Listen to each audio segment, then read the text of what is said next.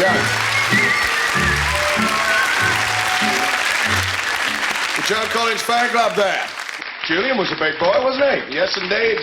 Mark as well. Big, wide fellow. So, ladies and gentlemen, finally I have to share with you something that has been on my mind ever since I had the experience. I saw the seeds of revolution. I saw a passive reactionary turned by social circumstance into a revolutionary. I tell you how it happened. It happened on a train. I must share this with you, because I travel on trains a lot. I'm always going, sometimes I go first class, sometimes I go second class. You can't go second class anymore. No, you can go standard class, because British Rail have brought the whole nation closer together by abolishing second class and inventing standard class. Well, that makes it much more comfortable when you're on an overcrowded train jammed against the toilet wall by a Wally with a Sony Walkman, doesn't it? You're on standard class. They've rewritten the language. You didn't come second, Johnny. Stop crying, you never come second, you came standard. Underneath standard, deeper, deeper, into the pit. The pit, not my fridge, but the pit that is British Rail sensibilities, lies the Super Saver.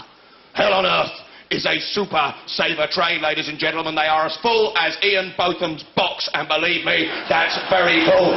These trains are so crowded, if one bloke gets a stiffy, he knocks somebody out of a window, believe me. So there I am, on the platform, wondering about the seeds of revolution. And there's a bloke standing beside me, and we'll call him the Daily Mail, because that's what he was reading. And he was a right vicious bloke, sort of cross between Genghis Khan and Norman Tebbit. And he's going, oh, the unions, the NHS, squatters, things like that, you know. But he only had a saver ticket, you see. And I had a standard ticket, which I was going to pay an extra £2, so on the supplement I could sit in a first-class carriage. So I waved me ticket under his nose, went, loads of money, shut your face. Well, why not? I can nick his catchphrase, for God's sake. He's a mate, isn't he? So, I got on a train. And I forgot the bloke for a while, you know, the Daily Mail. There I was on a train. You start the frustration period. Start the wind-up, ladies and gentlemen. I was sat, I had a seat, I was lucky, next to the automatic door. They only have two ways. Either they are so insensitive that you could drive a tank towards them and they would not open. You blindly walk up with a tray full of lagers, bang, wallop, cans of McEwen's all over the punter reading a kung fu magazine. But no, mine was different. I had the sensitive type of door. That type of door so sensitive I'm sitting there trying not to breathe out, because every time I do it, it goes shum bang.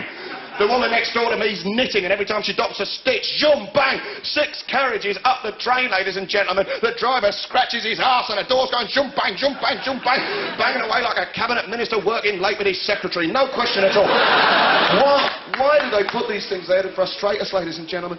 That light in the toilet that comes on and says engaged. I mean, what's it for? It says engaged. I mean, they might as well announce it on the tannoy, mightn't they?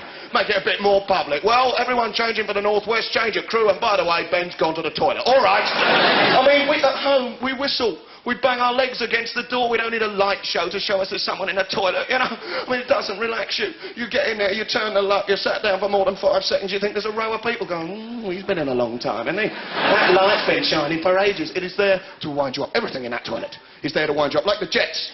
The jets of water to wash your hands that are pointed directly at your crotch. So you push the foot button, wallop, disaster. You know you are either going to have to stand there for 3 hours while it evaporates, or walk up the corridor with everyone thinking, oh, he's wet himself, hasn't he? He's got a bit of a drippy tiddler, hasn't he? What is it about? I mean, like, I don't know why they do it. They obviously do it, we're overcrowded, and then we're even more wound up. There's no point in that toilet paper. There is no point having toilet paper made out of hardboard. It serves no function. They might as well not have it there. I mean, it's pointless. Might as well use your shirt tail or something. I mean, it's useless. It doesn't so much absorb it as redistribute it. Spreading it further and further around your body, trying to wind you up so you get back. And then, of course, the worst moment of all, ladies and gentlemen, and up the train, the Daily Mail is getting more and more annoyed like I am, because I'm finally nodding off. I finally managed to grip a scarf betwixt my head and the window so that I don't knock myself unconscious every time the train runs over a bit of bird poo, and I'm just nodding off, just beginning to get to sleep, and British Rail have discovered the tannoy, and every member of staff is a star. I am nodding off. Click! Good afternoon, ladies and gentlemen. You are on a train. Your train has wheels and a driver and runs along the rails. To your right, there is a bit of England. To your left, there is a bit of England. We apologise for any delays. They are caused by delays. Shut up! And so, you tried desperately to get to sleep again. Tried to knock yourself against the window, but then no. The other bloke has a little try. Click, brr. This is your steward, ladies and gentlemen. The buffet is opening for the sale of hot and cold snacks and drinks, including tea. Tea with milk. Tea with sugar. Tea with sugar but without milk. Tea with milk and sugar. Tea without milk or sugar. A cheese sandwich, an egg sandwich. Oh no, that was a cheese sandwich as well. Oh, we've sold it now. Anyway, I'm buttering a scone. So in the end, it's so tempting, you think you might as well wander up to the buffet and find out what exactly is on display. So up you go to this collage of extra... I don't want to knock the traveller's fare. I mean, it's not bad. The sandwiches are very good these days. They've improved it with the triple-deck sandwiches. But why do they always run out on Super Savers? So you are left only to select from this astonishing culinary delights, selected by someone with no tongue, no taste buds, fed on an intravenous drip. No one has ever considered off a train eating a jumbo sausage roll. You're not going to do it. Oh, I feel peckish. I'll have a jumbo sausage roll. What do you want, darling? Chateaubriand? Coq au vin? No, I think I'll have a jumbo sausage roll. You wouldn't do it. There are things behind that buffet you would never consider touching off a train. Little bits of cake, individually vacuum wrapped in polythene. Well, I must say, that looks flipping tasty. Cups of Max Piss coffee substitute bollocks siphoned from the very depths of Satan's bottom. What is this? Things you buy, and then you can't carry them back to your seat. You cannot, because they give you these little white trays that you can't fit in and they won't hold anything. And oh my God, I can't travel it too. So I'm trying to walk up the corridor with it, and there's loads of people breastfeeding babies, and they've got their feet out, and I'm tripping over. And there's a bloke coming towards me, and I pass Daily Mail, and he's getting more and more wound up because he's standing there and he's had to stand for the whole journey. And there's 4 blokes with a ghetto blaster, and on the other side there's 57 people desperately trying to get the courage to tell them to turn it off, but they never will, ladies and gentlemen, they never will. And I'm trying to get, and there's a bloke coming towards me, trying to get a baby to the bogs, and there's no way to pass.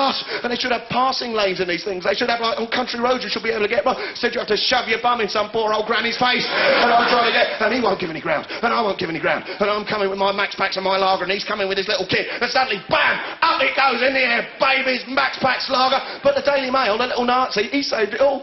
He saved the day. He saved, because the lot went over him right. So I went up to my carriage, to my £2 supplement, and I sat down in my £2 supplement splendour, and I prepared to drink my Max Piss. And that is where, ladies and gentlemen, I saw the birth of revolution. Because in comes the lad himself, in comes this man, this Daily Mail, and he says, right, I'm absolutely cheesed off with this. This is stupid. I paid for a seat. Why shouldn't I have a seat? I'm going to sit down. There's loads of seats here. Why shouldn't I have a seat? And he sits down. I said, man, that's brilliant. Look at that. You haven't paid for a seat, but you've taken it because you need it. What do you think about squatters and queues in the NHS? He says, that's different. That's like, this is a train. I said, it's not different, mate. I'll pay. Sod off back to 3rd class.